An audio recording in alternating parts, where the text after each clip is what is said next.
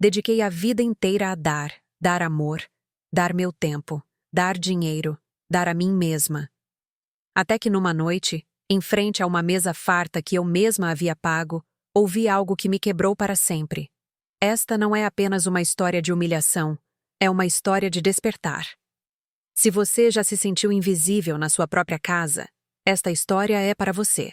Não se esqueça de se inscrever e me contar nos comentários de onde você está me vendo. Eu também quero conhecer sua história. Ainda me lembro do tintilar suave das taças de cristal, do murmúrio baixo do jazz flutuando pela casa que eu pagava, do cheiro do frango assado que eu tinha temperado de manhã, cozinhando lentamente enquanto eu fazia mil coisas para um jantar do qual nem era para eu participar. Mas eu estava lá porque Isabela havia esquecido de me avisar que os pais dela viriam de novo e que a casa precisava parecer perfeita de novo. Eu devia ter percebido que era hora de ir. Devia ter sabido o que viria desde o instante em que a mãe dela me olhou com aqueles olhos entre curiosos e condescendentes e perguntou: "E você, é a Isabela?" Não demorou nem um segundo. "Ah!"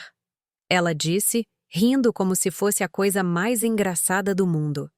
"Ela é Mônica, nossa colaboradora informal, a que faz a casa funcionar." Todos riram, até o meu filho, Eduardo. Eu só fiquei ali, segurando a garrafa de vinho vazia que eu tinha subido da adega. Sorri como se o chão não estivesse desmoronando sob meus pés, como se meu coração não estivesse se partindo pedaço por pedaço. Pedi licença. Deixei a garrafa na bancada e caminhei devagar para o meu quarto. Eles continuaram rindo atrás de mim. Ninguém, nem mesmo o meu próprio filho, se deu ao trabalho de corrigi-la, de dizer: "Essa é minha mãe", de dizer qualquer coisa. Naquela noite não dormi. Sentei-me na beira da cama, olhando para a porta que eu mesma tinha pintado anos atrás, quando nos mudamos. Lembrei-me do dia em que assinei os papéis do financiamento imobiliário, meu nome, meu histórico de crédito, meu sinal. Eduardo havia acabado de se formar na faculdade. Isabela nem existia naquela época. Eles não tinham nada. Eu lhes dei tudo, e agora eu era a empregada. Na manhã seguinte, fiz café como sempre. Alimentei o gato que Isabela fingia amar, e quando ela desceu com suas roupas de yoga, ocupada demais com o celular para dizer: "Bom dia", eu fiquei ali esperando. Ela finalmente levantou o olhar. Eu lhe entreguei as chaves. Todas. A da porta da frente, a de trás, a da garagem, a da caixa de correio. "O que é isso?" perguntou franzindo o senho perfeitamente maquiado. Sorri. "Boa sorte pagando o financiamento." Ela piscou. "O quê?" Passei por ela. Caminhei pelo corredor. Em frente às fotos que eu tinha emoldurado, aos móveis que eu tinha escolhido, às paredes que eu tinha pintado. Não levei nada. Só minha bolsa e o casaco que eu estava usando no dia em que levei Eduardo para a casa do hospital pela primeira vez. Nem sequer disse adeus. Ouvi Eduardo me chamar enquanto eu abria a porta. Não parei. Ele correu atrás de mim. Descalço na garagem, mas continuei andando.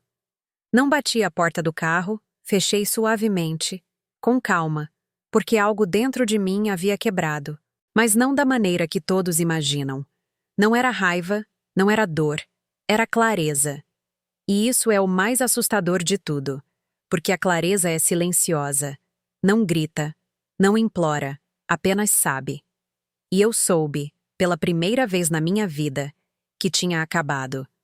Eu não sabia exatamente para onde estava indo, mas sabia onde não ia ficar. A última coisa que vi no retrovisor foi Eduardo parado na entrada da casa, paralisado. Ele não tinha ideia de tudo o que acabara de perder, e eu também não sabia ainda. Dizem que você só percebe que estava se afogando quando finalmente consegue respirar. Naquela primeira noite, no pequeno apartamento que minha tia-avó Ruth me deixou, ainda não era liberdade. Não, era silêncio, um silêncio espesso, profundo, que se assentou sobre tudo como poeira. O apartamento cheirava a tempo acumulado, assoalho antigo, papel de parede amarelado, um aquecedor que gemia como se tivesse visto décadas melhores. Deixei minha bolsa sobre a mesa da cozinha e fiquei ali, sem saber se devia chorar ou rir. Não fiz nenhuma das duas coisas. Apenas fiquei olhando para os azulejos descascados, lembrando-me da casa de onde eu tinha acabado de sair, mas já não era um lar, não para mim. Nos dias seguintes, me movi como um fantasma. Dormia no sofá porque a base da cama estava quebrada. Comia pão com requeijão e sopas de micro-ondas. Não liguei para ninguém. Não porque não tivesse para quem, mas porque ninguém me ligou. Eduardo não mandou mensagens, não escreveu um e-mail, nem uma única palavra. Suponho que Isabela o tenha mandado não fazer. Ou talvez pior ainda, ele simplesmente não se importou. Eu não parava de pensar naquela cena. Em como riram. Em como ele riu. Eu criei aquele garoto sozinha depois que meu ex-marido foi embora. Renunciei à minha carreira, aos meus planos, a mim mesma. Limpei quartos de hotel e pousada à noite e organizei mercadorias ao amanhecer, só para manter um teto sobre nossas cabeças. E quando meus pais morreram e me deixaram o dinheiro do seguro, usei tudo para comprar uma casa, um lar. Nunca lhe cobrei aluguel, nunca lhe pedi para contribuir com um centavo. E de alguma forma, na versão de Isabela, eu tinha acabado me tornando a empregada. Comecei a escrever à noite em cadernos de espiral daqueles que eu comprava para o Eduardo quando ele estava no ensino médio. Enchi página após página, não para que alguém as lesse, mas para mim. Escrevi coisas que nunca tinha dito em voz alta sobre como eu ficava parada na cozinha esperando que ele me dissesse obrigado, sobre como eu chorava na garagem quando eles saíam para jantar sem me convidar, sobre como eu fingia estar dormindo para não ouvi-los caçoar dos meus programas de televisão na sala que eu havia pago. E um dia, procurando uma lâmpada no armário do segundo andar, encontrei o velho baú de lata que Ruth guardava debaixo de sua máquina de costura. Pesado, enferrujado. Forcei para abrir, esperando encontrar linhas e botões. Em vez disso, encontrei envelopes, dezenas, e um em particular que mudou tudo. Estava endereçado a mim, com a letra familiar de Ruth, datado de quase 3 décadas atrás. Se você está lendo isso, significa que você voltou. E lamento que tenha tido que voltar. O coração me retumbou ao desdobrar as folhas. Estavam amareladas, frágeis. Dentro havia cópias de formulários do hospital, notas e uma única fotografia de um recém-nascido enrolado em uma manta. Não Eduardo. Havia um nome: Miguel Meirelles. Li a carta 3 vezes antes que fizesse sentido. Ruth tinha sido enfermeira no hospital onde Eduardo nasceu. Dizia que sempre teve dúvidas, que viu algo estranho na maternidade na noite em que dei à luz. Uma troca de quarto no último minuto, uma confusão com as etiquetas. Mas quando tentou reportar, já era tarde. Os bebês já tinham ido com as famílias erradas. Ela nunca me disse. Disse que teve medo. Disse que esperava estar errada. Mas anos depois encontrou um documento entre seus arquivos. Um acordo silencioso do hospital com outra família. E então, soube. Eduardo não era meu filho. Minhas mãos tremeram. Pensei que ia desmaiar. Olhei para a foto, o nome, Miguel Meirelles. Minha mente se recusava a processar. Porque se isso era verdade, quem era Eduardo? Quem eu era para ele? E então aconteceu algo estranho. Não senti luto, não senti raiva, senti liberdade. Não porque não quisesse Eduardo, mas porque, de repente, todos aqueles anos de dor, de me sentir estranha na minha própria vida, tinham explicação. Talvez aquela frieza que sempre senti dele, talvez eu não a tenha imaginado. Talvez ele sempre me sentiu como uma desconhecida. E talvez eu não estivesse louca, afinal. Passei o resto da noite lendo cada folha do baú. Ruth tinha guardado tudo. Provas de DNA, declarações, uma pequena matéria sobre a família Meirelles. Bem-sucedida, educada, local e vivendo ainda na mesma cidade. Meu verdadeiro filho tinha estado ali o tempo todo, crescendo a poucos quilômetros de mim. Guardei de novo as cartas em um envelope limpo e o coloquei na gaveta do meu criado mudo. Depois, olhei-me no espelho por muito, muito tempo. Não reconheci a mulher à minha frente, mas pela primeira vez em muito tempo, Não me envergonhei dela. Estava quebrada, sim, mas estava despertando. E o mundo ainda não sabia o que isso significava. Há um tipo de silêncio que não parece pacífico, parece castigo. Esse foi o silêncio em que vivi durante semanas, depois de ler a carta da tia Ruth. Eu não sabia o que fazer com essa informação. Eu a carregava dentro de mim como um cabo elétrico, perigoso de tocar, impossível de ignorar. Não procurei Eduardo, não procurei Miguel. Eu apenas existia. Todo dia eu acordava. Preparava uma xícara de café. Olhava pela janela empoeirada da cozinha e tentava entender quem eu era agora. A Mônica que criou Eduardo. Não era a mesma mulher que leu aquelas cartas. Essa Mônica foi mãe, esposa alguma vez, cuidadora, doadora de tudo. Mas quem eu era sem essa identidade? Uma noite, o aquecedor parou de funcionar no apartamento. Acendi uma vela e me enrolei em cobertores, encolhida no sofá com os arquivos do hospital nas pernas. Eu devia tê-los lido uma centena de vezes. Cada linha, cada assinatura, cada hora registrada. Tudo coincidia. Era real. Meu filho real, Miguel Meireles, havia nascido na mesma noite que Eduardo, na mesma área do hospital que depois pagou para que ninguém falasse do erro. Ruth havia guardado cópias de tudo antes de morrer. Ela me deixou as peças de uma verdade que me haviam roubado. Senti luto, mas não por Eduardo. Chorei pelo tempo, pelos momentos que eu poderia ter compartilhado com Miguel. Aniversários, primeiros dias de aula, joelhos ralados, trabalhos de ciências. Tudo o que eu achava que estava vivendo com meu filho, na verdade era para outro. E mesmo assim não senti ódio por Eduardo. Meu amor por ele não havia sido biológico, havia sido incondicional, ou era o que eu pensava. Mas quando alguém que você criou não te defende, nem sequer te vê, te obriga a reavaliar tudo. Foi numa tarde de terça-feira que finalmente me recompus. Eu tinha estado me escondendo por tempo demais. Não estava pronta para enfrentar Eduardo. Ainda não. Mas podia começar por algum lugar. Um lugar tranquilo. Caminhei até o centro da cidade e parei em frente à pequena livraria na esquina da Rua do Ouvidor com a Rua 7 de Setembro, Livraria Meireles. Estava pintada de verde escuro, com cartazes feitos à mão nas janelas. Eu havia passado por ali dezenas de vezes sem notá-la. Ele estava lá. Miguel. Não precisei perguntar. Parecia ter uns 30 anos, talvez um pouco mais.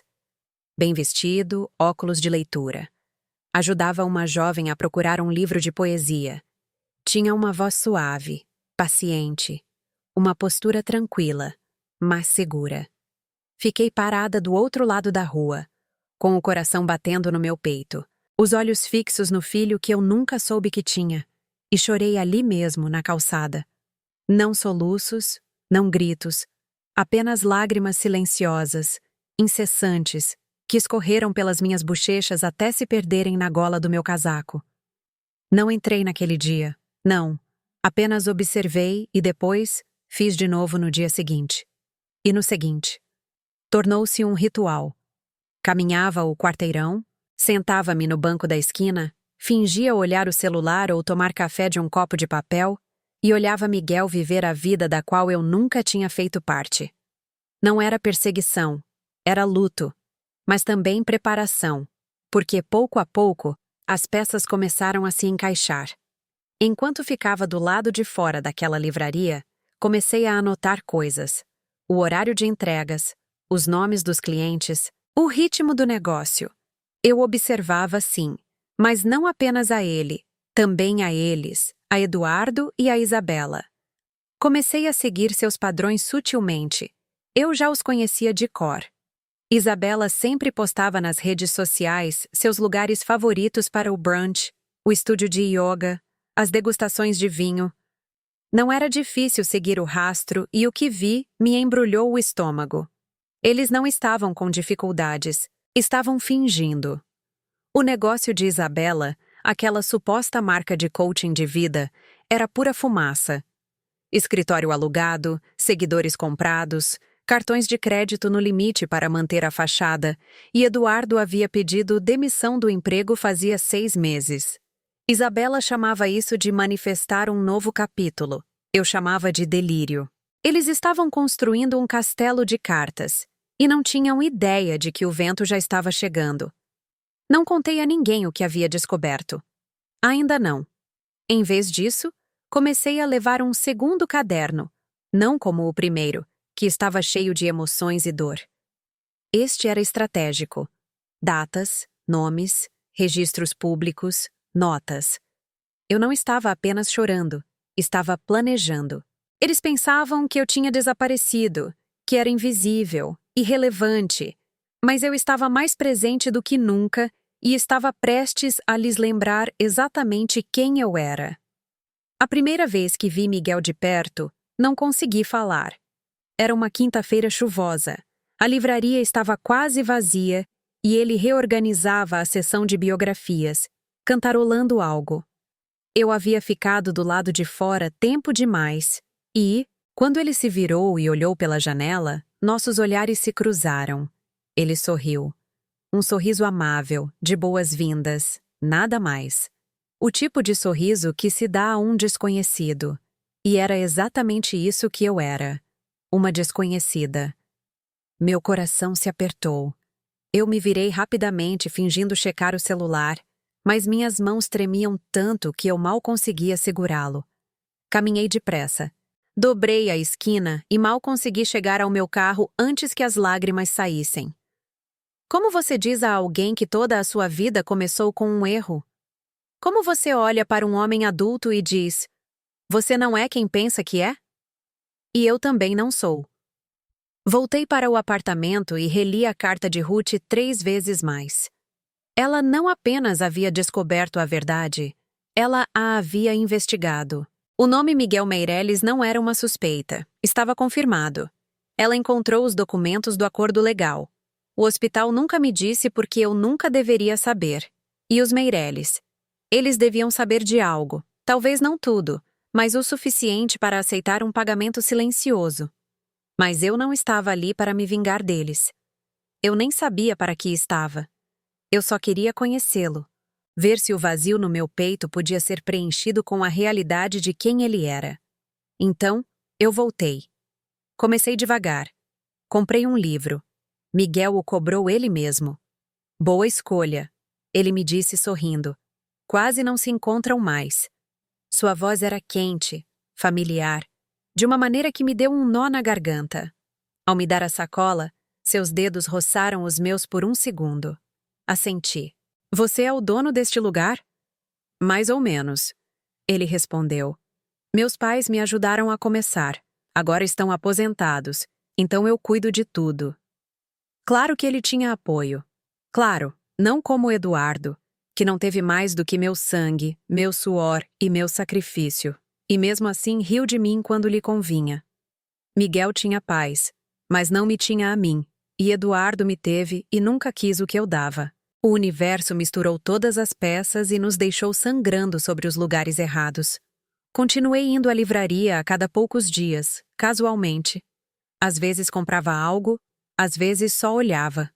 Miguel começou a me reconhecer. De novo por aqui, ele dizia com aquele sorriso tranquilo. Falávamos do tempo, de livros, de coisas pequenas. Nunca lhe disse meu nome. Ainda não era o momento. Enquanto isso, nas sombras da minha vida anterior, tudo começava a se mover. Eduardo me enviou uma mensagem. Uma só. Mãe, você está bem? Depois de 3 semanas de silêncio. Foi só isso. Não respondi. Eu não tinha mais nada a lhe dizer, mas comecei a olhar mais a fundo no mundo deles. Revisei a escritura da casa. Continuava no meu nome. Isabela havia tentado refinanciar sem a minha permissão. Negado, eles não conseguiam pagar o financiamento. Eduardo não tinha renda. Eu poderia tê-los despejado imediatamente. Teria sido fácil demais. Não, eu queria que eles sentissem como sua vida se desfazia pouco a pouco. O medo, a realização, a queda. A consciência de que o chão sob seus pés não só era frágil, pertencia a outra pessoa. A mim. Toda noite eu escrevia. Meu novo caderno era meticuloso. Cada recibo, cada conversa, cada vez que Miguel mencionava um passatempo, um autor favorito, uma lembrança de infância, eu anotava. Não para usar contra ele, mas para entender o filho que eu nunca pude criar. E entre as linhas, vi a verdade mais clara do que nunca. Eduardo não me tratou mal porque foi trocado ao nascer. Ele me tratou mal porque escolheu fazê-lo, porque Isabela lhe permitiu. Porque em algum momento ele parou de me ver como alguém a ser respeitado e começou a me ver como alguém a ser descartado. Mas Miguel, ele não me conhecia de forma alguma, e mesmo assim, em 5 minutos, me tratou com mais bondade do que Eduardo em 5 anos. Eu ainda não estava pronta para lhe dizer a verdade, mas estava perto. E quando chegasse o momento, eu não apenas lhe diria quem eu era, contaria tudo. O hospital, a troca, a vida que nos tinham roubado. Mas antes, eu tinha que ver cair completamente a vida que já havia deixado para trás. Porque quando caísse a última peça, não haveria volta. Eu nunca planejei me tornar a sombra da minha própria história.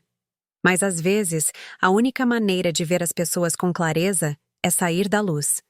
Depois daquele dia na livraria, algo mudou em mim, não de repente, mas como um amanhecer lento se estendendo sobre um campo gelado, silencioso, inevitável. Não apressei nada. Eu não estava apenas tentando me reconectar com um filho que nunca conheci, estava tentando recuperar a mim mesma. Comecei a andar mais ereta, a falar mais firme.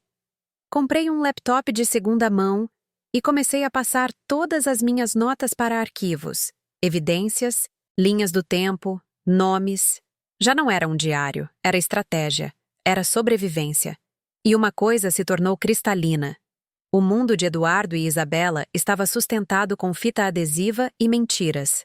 A casa onde eles viviam, minha casa, continuava no meu nome. O negócio de Isabela. Isabela Assis era um império falso. Clientes inventados, depoimentos falsos, tudo construído com filtros e palavras vazias. Revisei registros fiscais, procurei pareceres, vi cada publicação e por trás de tudo havia dívida, tanta dívida. Cartões saturados, um empréstimo privado em atraso, a dívida estudantil de Eduardo sem pagar. Eles estavam se asfixiando, mas orgulhosos demais ou soberbos demais para admitir. Foi então que soube que se eu puxasse um único fio, tudo desmoronaria. Mas eu não o fiz. Ainda não, porque me faltava um passo mais. Miguel continuava visitando a livraria, e ele continuava sem saber quem eu era. Mas cada interação reduzia o medo. Falávamos de livros, da vida, de coisas pequenas, programas de televisão, bom café, o barulho da cidade. Uma vez nos sentamos na pequena cafeteria ao lado e ele me contou que quase se tornou professor, mas seu amor pelos livros o levou ao negócio. Você me lembra alguém, ele disse uma vez enquanto tomava seu chá. Alguém que não consigo situar. Sorri. Talvez uma bibliotecária. Ele riu. Pode ser. Aquele momento ficou gravado em mim por dias. Eu não apenas gostava dele, eu o reconhecia, não apenas pelo expediente que eu havia lido, ou pela foto que Ruth me deixou, mas na forma como ele tratava as pessoas, em como ele escutava, na força silenciosa que ele tinha. Essa força parecia minha. Estava em sua postura, em sua calma, em sua presença. Comecei a sonhar com uma vida diferente, uma em que eu o tivesse criado, uma em que assávamos biscoitos na cozinha, em que eu o levava aos jogos de futebol e gritava da arquibancada.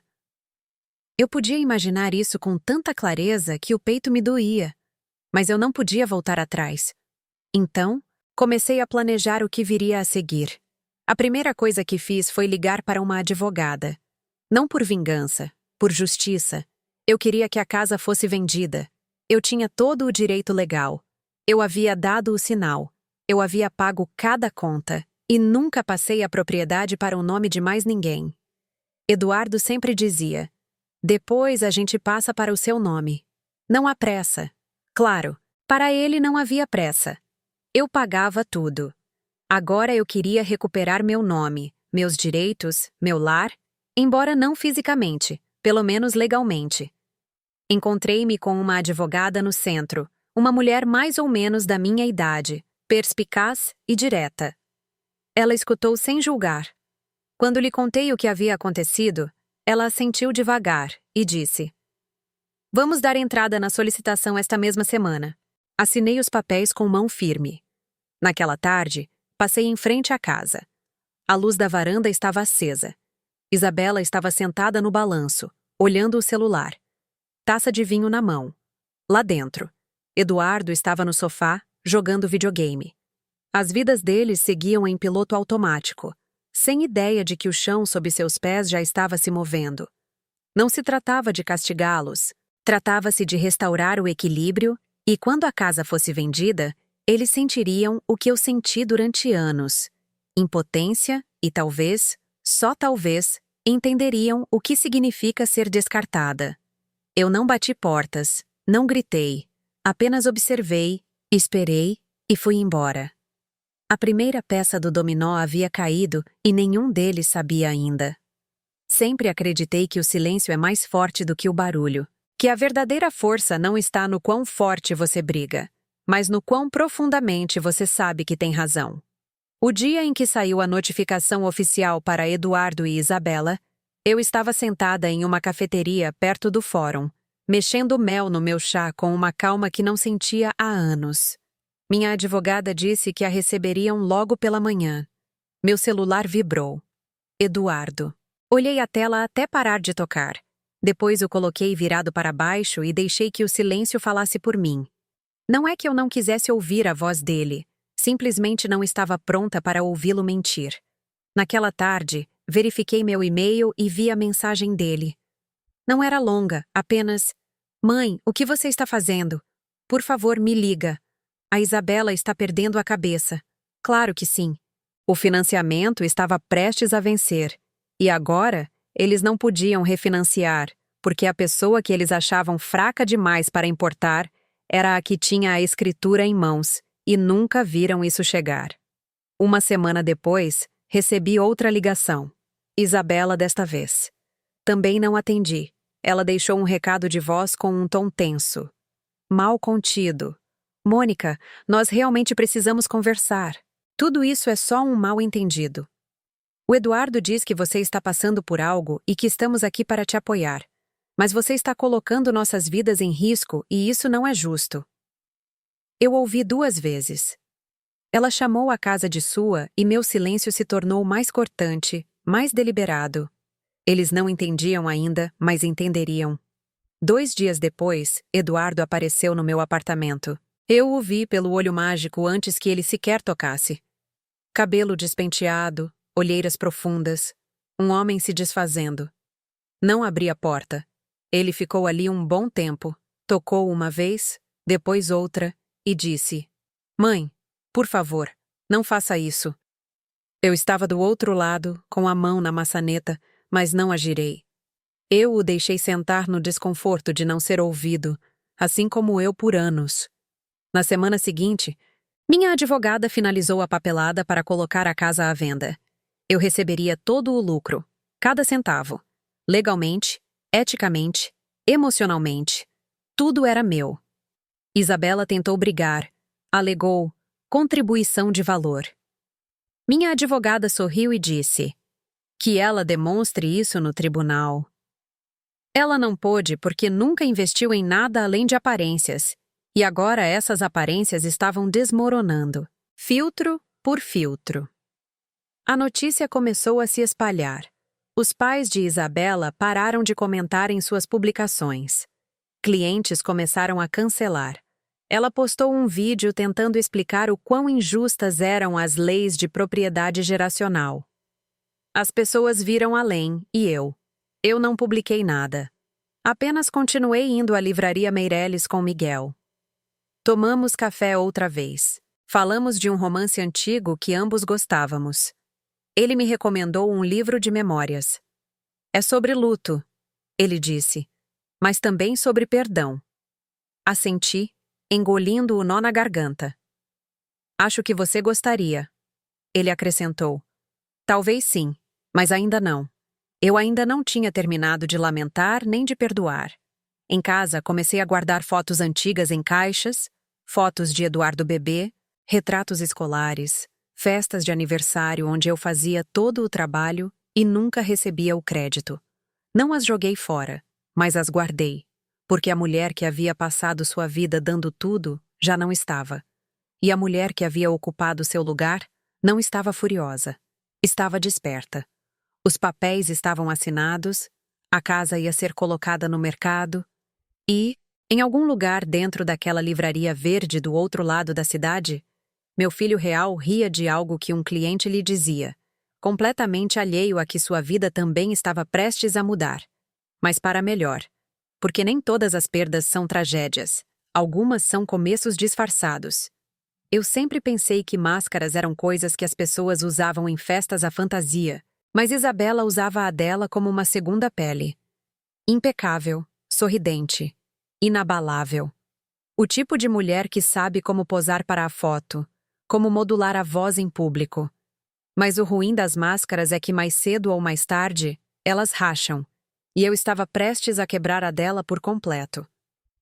A ideia me ocorreu uma manhã, enquanto eu revisava o diretório de negócios locais. Eu já tinha sujeira pessoal suficiente. Problemas de crédito, associações falsas no Instagram, pagamentos atrasados do financiamento, mas eu queria mais do que boatos. Eu queria fatos, algo concreto, algo que não pudessem maquiar.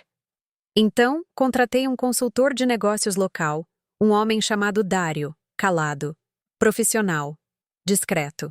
Eu lhe disse que precisava de uma revisão completa de uma empresa. Nada ilegal, apenas uma análise privada de sua estrutura. Dei-lhe o nome da companhia de Isabela. Isabela Assis, Consultoria de Vida Limitada. Ele começou a trabalhar. Uma semana depois, ele me entregou tudo em uma pasta impecável. E o que ele encontrou, nem eu esperava. Todo o modelo de negócio de Isabela era uma mentira. Sem declarações de impostos nos últimos 2 trimestres, várias faturas falsificadas para aparecerem de clientes reais. Mas os clientes não existiam.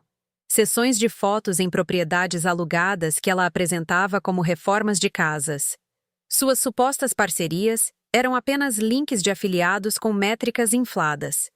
Ela não apenas fingia ser bem-sucedida, estava enganando a todos. Perguntei a Dário. Isso aguenta um escrutínio sério? Ele me olhou e disse: se isso vier à tona, ela está acabada financeira e profissionalmente. E naquele momento, tomei uma decisão. Imprimi tudo. Depois procurei o endereço dos pais de Isabela. Os mesmos que um dia riram na minha casa, brindando com vinho enquanto a filha me humilhava na minha própria cozinha. Enviei-lhes o dossiê por correio de forma anônima, sem carta, sem assinatura, apenas uma nota por cima que dizia: tudo o que você pensa saber é uma atuação. 2 dias depois, apareceram as primeiras rachaduras. O Instagram de Isabela ficou em silêncio. Nada de stories, nada de rotinas matinais perfeitas. Sua publicação mais recente, uma frase inspiracional sobre ser incompreendida, se encheu de comentários estranhos. Depois, como peças de dominó, o mundo dela começou a cair. Sua página web entrou em manutenção. Seu último workshop anunciado foi cancelado por circunstâncias imprevistas. E depois, ouvi a cereja do bolo por uma vizinha que ainda a seguia. A mãe de Isabela foi vista saindo da casa, furiosa, gritando ao telefone, com o rosto vermelho, a bolsa balançando a cada passo. O que quer que tenha acontecido atrás daquelas portas não teve filtros e não foi bonito. Eduardo me ligou outra vez naquela noite. Não atendi. Deixou outro recado. Mãe, não sei o que está acontecendo. Os pais da Isabela não falam mais com a gente. Alguém lhes mandou coisas, documentos. Eles acham que falsificamos. Foi você? Você fez isso? Não respondi. Finalmente, ele estava vendo Isabela como ela realmente era. E a ele também. Ele passou anos defendendo uma mulher que destruiu tudo ao seu redor, começando por mim. Que ele sentisse, que ficasse ali. Naquela noite, Caminhei outra vez até a livraria. Miguel estava fechando. Ele me cumprimentou com a mão quando me viu. De novo por aqui, disse, abrindo a porta para me deixar passar. Você já devia trabalhar aqui, sorri. Talvez sim. Sentamos no chão, rodeados de pilhas de livros de bolso. Ele estava catalogando uma nova remessa. Eu o ajudei sem que ele pedisse. Por que você vem tanto? Perguntou sem má intenção. A pergunta me pegou de surpresa. Eu o olhei seriamente. Olhei para ele. Ele tinha meus olhos. Não tinha notado antes. Gosto de como este lugar é, respondi, como se não estivesse fingindo ser algo que não é. Ele inclinou a cabeça, como avaliando minhas palavras. Eu também, disse. Trabalhamos em silêncio depois disso, sem conversa fiada, sem mais perguntas. Mas, naquele silêncio, algo se ajeitou entre nós. Não, a verdade, ainda não. Mas algo próximo. Um fio que nos unia. E pela primeira vez, não me senti um fantasma na vida de alguém mais. Me senti vista. E a mulher que uma vez esteve invisível na sua própria cozinha já não existia. Em seu lugar, estava alguém que eles nunca esperaram, alguém que nunca deveriam ter subestimado. Eu antes pensava que o coração se partia de um só golpe, como um acidente de carro ou uma porta que se fecha bruscamente. Mas não é assim. Nem sempre. Às vezes ele se parte devagar, como água se infiltrando pelo teto, gota a gota, até que um dia o teto inteiro cai. E Eduardo finalmente estava debaixo do dilúvio. As notícias já haviam chegado a ele. A casa estava oficialmente à venda. A máscara de Isabela havia desmoronado, seu negócio exposto, sua reputação se desfazendo e, sem mais ninguém a quem culpar, Eduardo fez o que sempre fazia. Correu para mim. Eu ouvi os toques antes de vê-lo. Era uma tarde tranquila. Eu estava terminando uma xícara de chá quando o som ecoou por todo o apartamento. 3 batidas suaves, duvidosas, como as de alguém que não sabe se será recebido ou se lhe fecharão a porta na cara. Abri a porta devagar. Ele parecia não ter dormido há dias, sem se barbear, mais magro do que eu me lembrava. A camisa amassada como se a tivesse pego do chão. Mãe, ele disse com a voz embargada. Posso entrar? Não respondi, apenas me afastei. Ele entrou e ficou no meio do quarto, como se não soubesse o que fazer com o próprio corpo. Por um longo tempo, nenhum de nós falou. No final, foi ele quem se quebrou. Por que você está fazendo isso conosco? Perguntou. Conosco? Quase ri. Conosco? Repeti, como se tivesse havido um nós em anos. Sentei-me no sofá à sua frente, tranquila, serena. Eu não estou fazendo nada a você, Eduardo. Estou fazendo algo por mim. Ele apertou a mandíbula. Você está vendendo a casa, minha casa. Eu cresci aí. E você a deu de presente, eu disse. Eu não a dei de presente, disse com a voz baixa. Você sim. Você permitiu que sua esposa me transformasse em sua empregada. Você a deixou fazer. Você riu. Você nunca sequer pediu desculpas. Ele não negou, apenas olhou para o chão. Pensei que você estava exagerando, murmurou. Não sabia que doía assim. Eu o olhei fixamente. Esse é o problema, Eduardo. Você nunca se deu ao trabalho de saber o que me doía. Você apenas assumiu que eu sempre estaria ali, recolhendo seus desastres, pagando suas contas, concordando enquanto você deixava aquela mulher arrancar pedaço por pedaço quem eu era. Ele estremeceu. Isabela não é quem eu pensava. Isso não é novidade para mim. Ele finalmente levantou o olhar. Tinha os olhos marejados. Perdi tudo. Não! Eu corrigi. Você entregou. O silêncio se esticou entre nós. Eu sinto sua falta, ele sussurrou. Eu me endireitei. Eu te criei, disse. Eu te alimentei, te vesti, sacrifiquei tudo por você e você permitiu que me humilhassem na casa que eu comprei. O lábio dele tremeu. Pensei que ela estava me ajudando. Pensei que estávamos construindo algo. Construíram uma mentira, respondi. E agora ela está caindo. Ele se levantou. Então começou a caminhar de um lado para o outro. Então, é isso. Você só vai embora. E pronto. Eu me levantei. Caminhei até a gaveta ao lado da cozinha e peguei o envelope que Ruth me deixou. Segurei-o nas mãos. Vou te dizer algo agora, eu disse. E preciso que você escute, que realmente escute. Ele assentiu, confuso. Eu lhe coloquei o envelope nas mãos. Estes são seus registros de nascimento. Leia. Ele se sentou, abriu devagar, o senho se franziu e depois caiu. Leu a carta, os documentos do hospital, o teste de DNA que Ruth mandou fazer em segredo depois de tantos anos. Ele levantou a vista para mim com os olhos arregalados. Isso não pode ser real. É. Você está dizendo que não sou seu filho. Estou dizendo que você não nasceu de mim, mas te criei como se fosse. Eu te dei cada pedaço de mim, mesmo quando você não o quis. Ele empalideceu. Então quem? Quem é seu filho de verdade? Não respondi.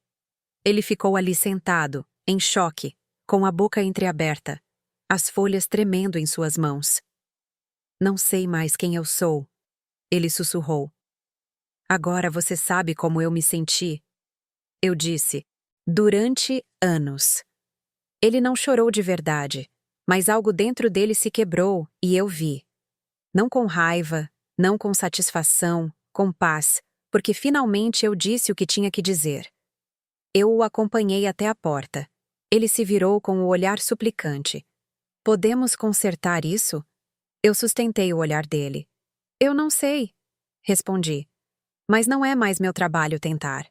E fechei a porta com suavidade atrás dele, não por rancor, mas com firmeza, porque pela primeira vez na minha vida, eu não era a que a deixava aberta. Levei 3 dias para decidir como faria isso. Pratiquei a conversa na frente do espelho, no carro, até na fila do supermercado, com a mão apertando uma cestinha cheia de laranjas, sussurrando frases que eu quase não conseguia terminar. Eu sou sua mãe. Houve um erro. Você viveu uma vida que não era destinada a você, e eu também. E nada parecia certo. Porque, como você solta uma verdade assim na vida de alguém e espera que sobreviva ao impacto? Mesmo assim, eu tinha que tentar. Miguel estava na livraria como sempre. A luz entrava pelas janelas em fachos dourados, suavizando as prateleiras e desenhando sombras sobre o assoalho de madeira. Parecia um lugar sagrado, um local onde a verdade pertencia. Quando ele levantou a vista e sorriu. Quase me virei para ir embora. Quase. Mas não o fiz. Olá, ele disse. Você chegou em boa hora. Acabamos de receber um lote novo de edições raras de poesia. Engoli um nó na garganta. Na verdade, eu disse, eu vim para conversar. Ele me estudou por um segundo, percebendo algo na minha voz. Claro, entre. Ele me levou por uma porta lateral até uma pequena sala de descanso, uma chaleira na bancada, um sofá desalinhado, uma mesa descascada. Vida real, sem filtros. Nos sentamos. Eu tenho vindo aqui por uma razão. Comecei, torcendo as mãos. Eu imaginava. Ele disse em voz baixa. Você não vem exatamente pelos livros. Soltei uma risada triste. Não venho pelos livros. Então eu peguei o envelope. A carta de Ruth, os registros de nascimento, o teste de DNA e o coloquei sobre a mesa entre os dois. O que é isso? Perguntou com cautela. Algo que vai mudar tudo. Ele me olhou esperando. Há uns 30 anos, eu disse com a voz embargada. Houve um erro no hospital. 2 bebês foram trocados ao nascer. Suas sobrancelhas se juntaram. A confusão se desenhou em seu rosto. Meu filho, continuei. Foi entregue a outra família. Ele ficou muito quieto. E o deles foi entregue a mim. Ele não disse nada por um longo momento. Eu o criei.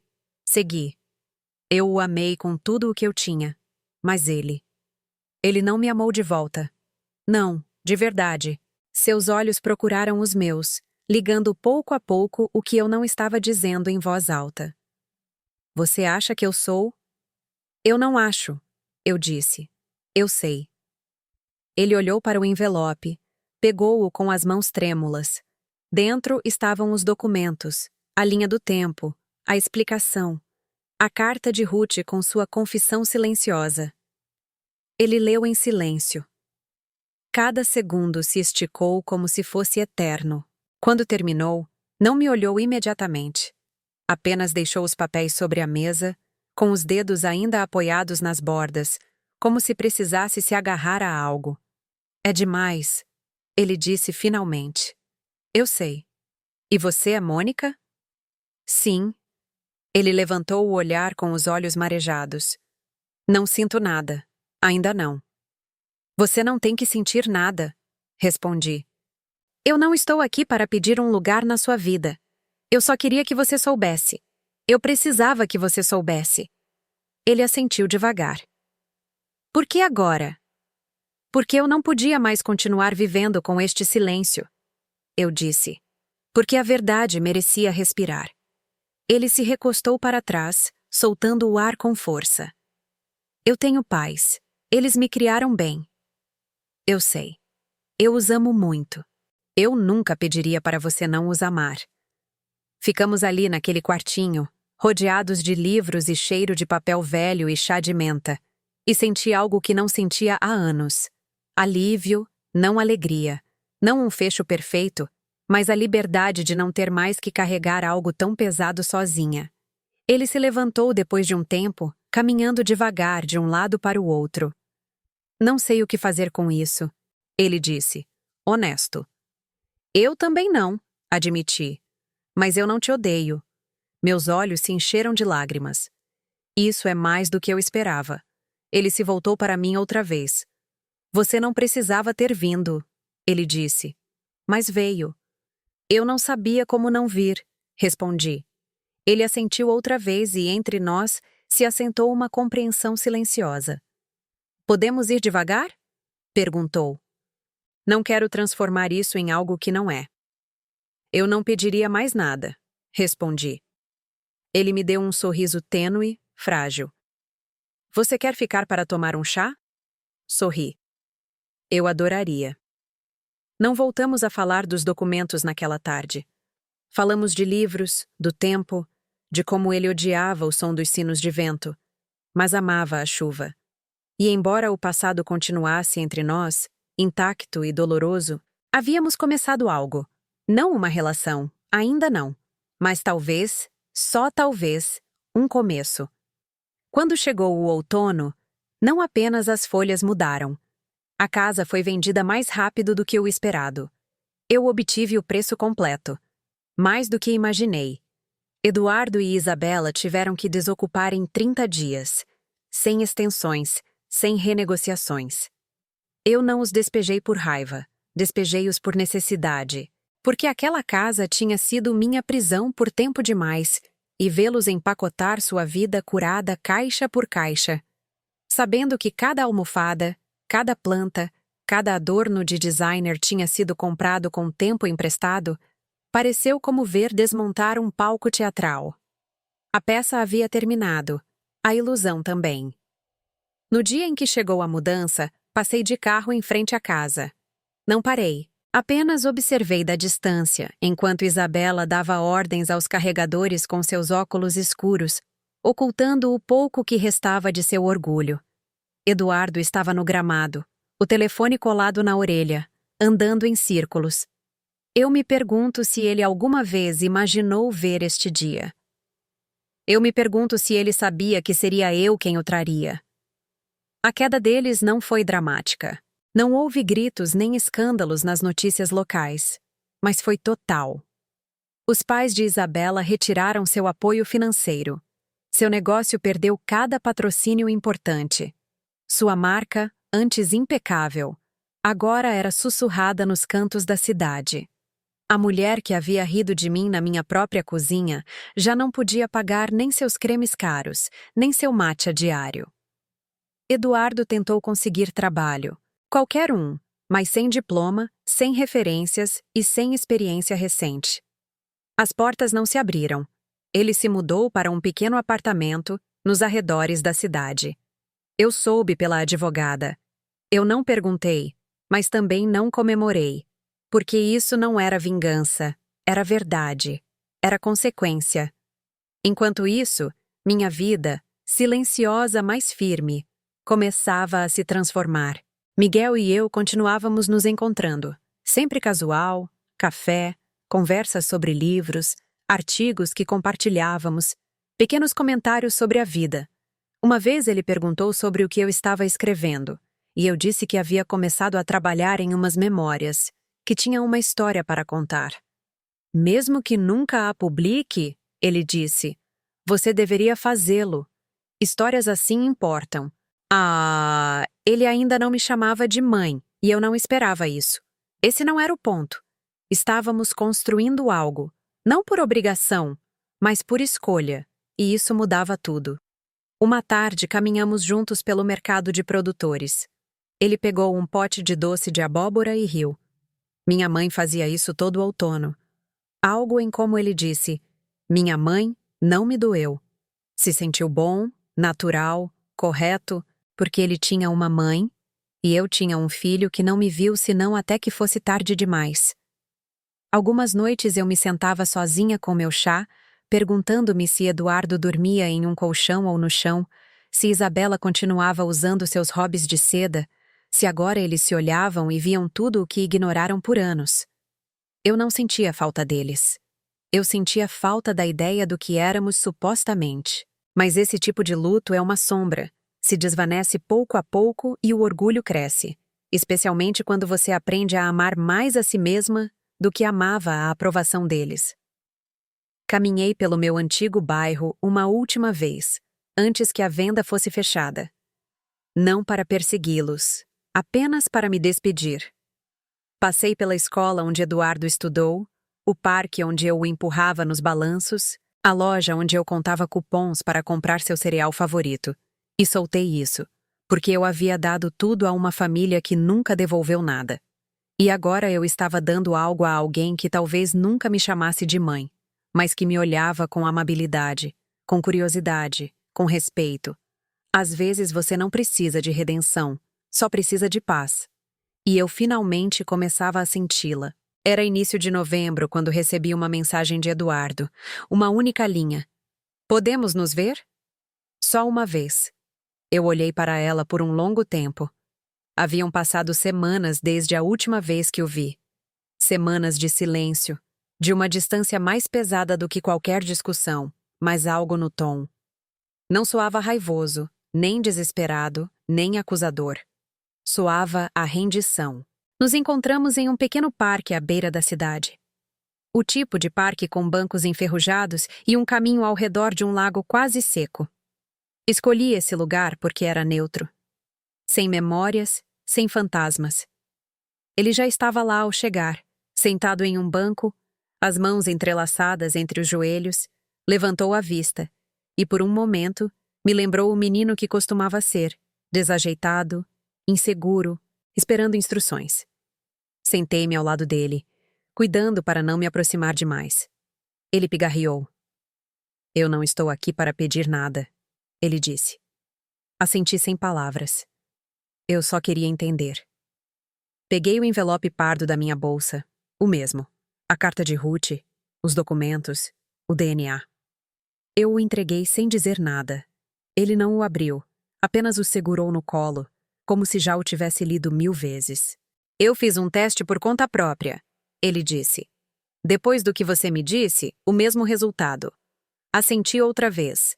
Passei semanas tentando entender o que fazer com isso. Ele continuou. E ficava pensando, se eu não era seu filho, então o que eu era? Eu olhei para ele então, de verdade, e disse suavemente, você foi meu menino, mas eu te tratei como eu sabia, e você me tratou como ele. Ele fechou os olhos com dor. Eu não estou pedindo perdão, ele disse rapidamente. Eu não mereço. Eu respondi com calma. Não, você não merece. Ele estremeceu, depois com voz baixa. Então, o que isso significa? Significa que finalmente eu me amo mais do que amo a ideia de você. O silêncio que se seguiu foi espesso, cheio de significado. Ele baixou a cabeça. Eu pensei que estava protegendo a Isabela, defendendo-a, mas eu só estava me escondendo atrás dela, não é? Você lhe deu a história, respondi, e lhe entregou a caneta para reescrevê-la. Ele assentiu devagar. Eu gostaria de poder desfazer isso. Você não pode. Ficamos assim por um tempo. Duas pessoas que compartilharam uma vida construída sobre uma mentira, desfazendo-a no ar frio de novembro. Então ele disse algo que eu não esperava. Eu espero que ele seja bom com você. Eu olhei para ele surpresa. Miguel, ele esclareceu. Seu filho. Minha respiração parou por um instante. Ele é amável, eu disse. É gentil. Ele sorriu de leve. Acho que algo disso vem de você, não é? Nós dois rimos, cansados, suaves, não alegres, mas tampouco amargos. Eu não quero estar na sua vida se isso te machucar, ele disse no final. Mas se algum dia houver um lugar para mim, nem que seja um cantinho. Ele não terminou a frase. Não foi preciso. Eu me levantei e olhei para o lago. As folhas espalhadas sobre a superfície pareciam cinzas. Eu vou pensar, eu disse. Ele assentiu. Isso é mais do que eu esperava. Ao me virar para ir embora, coloquei minha mão sobre o ombro dele por um segundo. E foi isso. O último momento. Não um fecho, mas uma compreensão. E essa compreensão, eu entendi, era suficiente porque eu não precisava mais consertá-lo. Eu não precisava mais me consertar. Eu só precisava ser livre. E eu era. Realmente era. Eu sempre pensei que a palavra liberdade soava muito grande, muito solene, como algo reservado para discursos e desfiles, não para alguém como eu. Mas quando girei a chave na porta da livraria de Miguel naquela manhã, finalmente entendi o que significava. Ele havia me ligado na noite anterior, dizendo que tinha algo para me mostrar. Sua voz era casual, mas havia um peso escondido por baixo. Entrei e o vi de pé ao lado da parede do fundo, onde pendurava um novo cartaz de madeira sobre um arco. O cartaz dizia: O próximo capítulo. Sorri. O que é isso? Ele me entregou uma chave de bronze, pequena, simples, polida. É uma seção nova que estou abrindo, ele disse. Um espaço aconchegante para ler. Um canto de café, bate-papos comunitários. Eu quero que seja mais do que uma livraria. Eu quero que pareça pertencimento. Girei a chave entre meus dedos. E você quer que eu a abra? Ele me olhou. Sério. Eu quero que você a tenha. Eu fiquei olhando para ele. Então ele continuou com voz suave. Você deu sua vida inteira a alguém que te tratou como se você fosse um móvel, um acessório. Mas eu vejo você. Eu não preciso que você me prove nada. Você já fez o suficiente. As lágrimas encheram meus olhos. Pisquei para contê-las. Você não precisa fazer isso. Eu sussurrei. Eu sei, ele respondeu. Mas eu quero. Caminhei até a porta sob o cartaz e deslizei a chave na fechadura. Girou suavemente. Lá dentro, uma luz quente se filtrava pelas janelas altas. As prateleiras cobriam as paredes, já meio cheias de clássicos e memórias. Um tapete no centro, um sofá desgastado, uma mesinha com um jogo de chá. Parecia um cômodo saído de um sonho que eu havia esquecido que tinha. Eu me virei completamente desfeita. Miguel sorria. Considere seu pelo o tempo que você quiser, ele disse. Entrei até o centro do quarto e fiquei quieta, respirando tudo. O aroma de madeira nova, papel e possibilidade. Naquela noite, sentei-me no apartamento pela última vez, o caderno velho sobre minhas pernas, a última página ainda em branco. Escrevi. Fui uma mulher que deu até desaparecer. Depois me tornei a mulher que recuperou tudo, não com raiva, não com fogo, mas com silêncio, com verdade e com uma força que eles nunca viram chegar. No dia seguinte, finalizei a doação. Uma parte da venda da casa foi diretamente para uma fundação que apoia mulheres que recomeçam. Mulheres descartadas, desvalorizadas, subestimadas. Assim como eu fui. Eles me ligaram para agradecer, mas eu não precisava de agradecimentos porque, cada vez que eu entrava naquela livraria, no próximo capítulo, eu lembrava quem eu era agora. Não a mãe de Eduardo, não a empregada de Isabela, mas Mônica, mulher, sobrevivente, autora do seu próprio final. Eu nunca precisei de permissão para começar de novo, só de uma chave. E agora eu a tinha na mão. E desta vez, ela não abria a porta de mais ninguém, abria a minha. Obrigada por escutar. Não se esqueça de se inscrever. E se quiser, compartilhe sua história nos comentários. Sua voz importa.